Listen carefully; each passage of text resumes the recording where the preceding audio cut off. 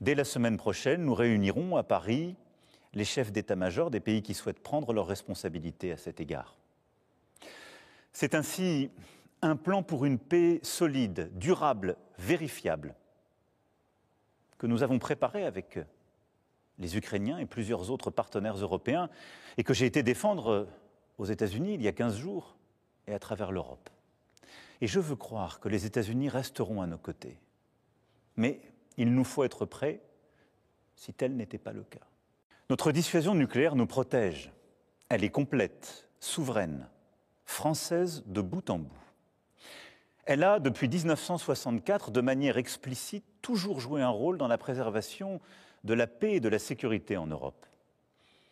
Mais répondant à l'appel historique du futur chancelier allemand, j'ai décidé d'ouvrir le débat stratégique sur la protection par notre dissuasion de nos alliés du continent européen. Quoi qu'il arrive, la décision a toujours été et restera entre les mains du président de la République.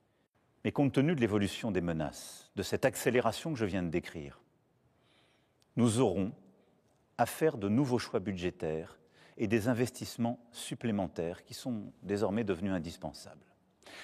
J'ai demandé au gouvernement d'y travailler le plus vite possible.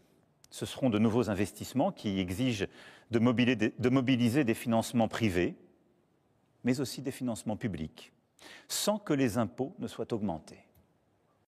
Nous avons, dès le premier jour, décidé de soutenir l'Ukraine et de sanctionner la Russie.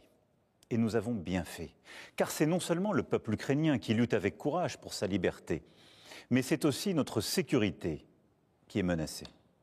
En effet, si un pays peut envahir impunément son voisin en Europe, alors personne ne peut plus être sûr de rien, et c'est la loi du plus fort qui s'applique, et la paix ne peut plus être garantie sur notre continent même.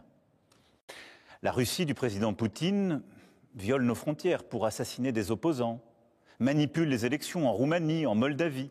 Elle organise des attaques numériques contre nos hôpitaux pour en bloquer le fonctionnement. La Russie tente de manipuler nos opinions avec des mensonges diffusés sur les réseaux sociaux.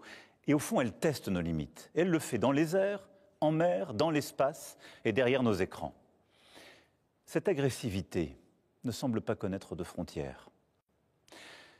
Mes chers compatriotes, face à ces défis et ces changements irréversibles, il ne faut céder à aucun excès.